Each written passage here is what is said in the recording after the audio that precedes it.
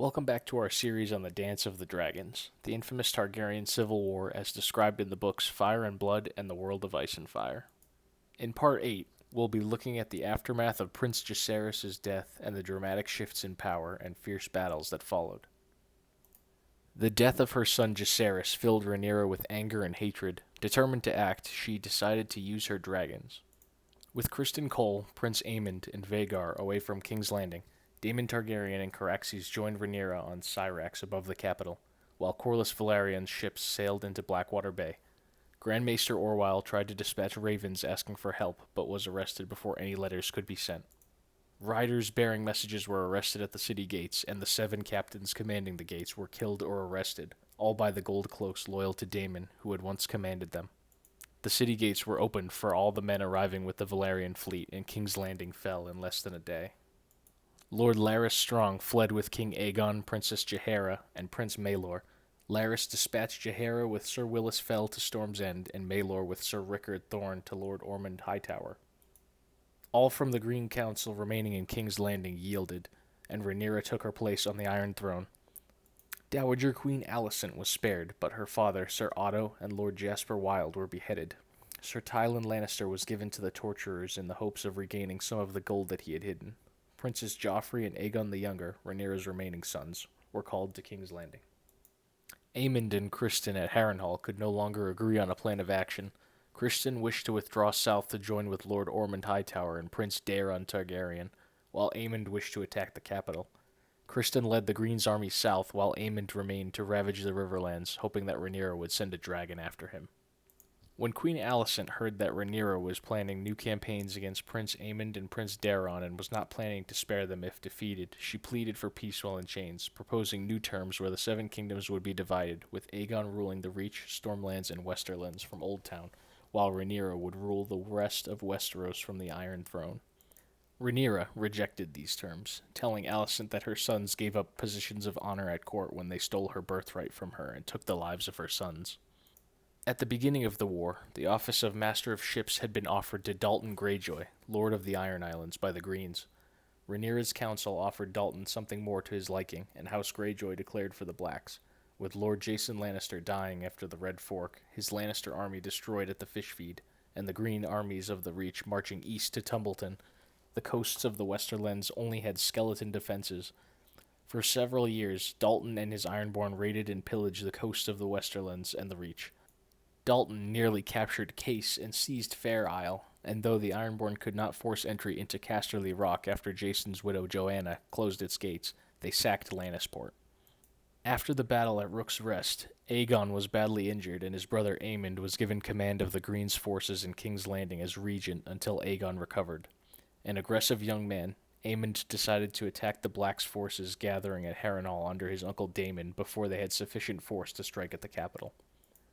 Aemond devised a plan to catch the Riverlords on 2 fronts, having the Lannister army invade the Riverlands from the west while he led their forces from King's Landing to attack from the east. Aemond led a force of 4,000 men out of King's Landing, also led by Sir Criston Cole of the Kingsguard, who was now Hand of the King.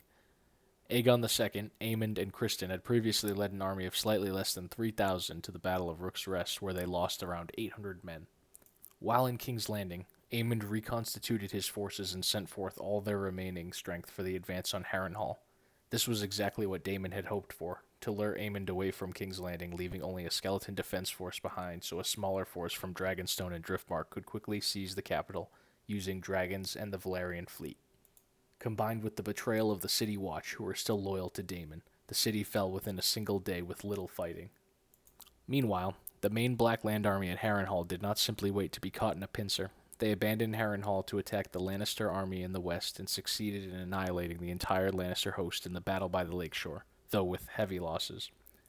It was now Aemond and Criston's host who were trapped between 2 fronts at Harrenhal. Though they still had more men as well as the great dragon Vhagar, they were caught out of position in hostile territory, with the Riverlords using scorched earth tactics to deny them new provisions. Criston Cole marched out of Harrenhal with 3,600 men, having lost about 400 due to enemy raids, disease, and desertion. They traveled south along the western shore of the God's Eye Lake, but their Riverlord enemies practiced scorched earth tactics, burning their own forests and villages. The Blacks used guerrilla warfare against the Greens, and by the day more of Criston's hosts deserted or joined the Blacks. On one occasion, the Greens came across a grisly display of feasting corpses, the bodies of men who had fallen at the fish feed. Later at the village of Crossed Elms, Criston's forces were attacked by Blacks disguised as corpses, losing 12 men before realizing Black Trumbo's ruse. While heading toward the Blackwater Rush, Sir Criston Cole led his weakened Greens into an ambush at a stony ridge south of the God's Eye. The Greens were outnumbered 2-1 by the forces of the Riverlands and the North. Criston held a parley with Sir Garibald Grey, Sir Pate of Longleaf, and Roderick Dustin, Lord of Barrowtown. Criston offered to surrender, but was refused by the three Blacks.